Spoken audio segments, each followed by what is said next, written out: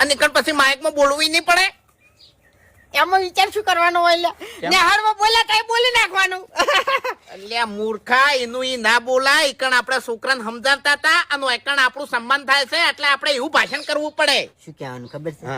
આદરણીય શ્રી પ્રધાનમંત્રી અભિવાદન આલવાનું ઈયને એમ. આદરણીય શ્રી અભિવાદન. હા, અમારું જે સન્માન કર્યું એ બદલ કોટી કોટી વંદન. અમારો કોટી કોટી વંદન. હા, એવું શીખવું પડે. એવા શબ્દો અમુક લાવવા પડે. હા. તાણી અને હજુ લુગડાનો વળ નહીં કરવાનો. અમારો ખૂબ ખૂબ આભાર.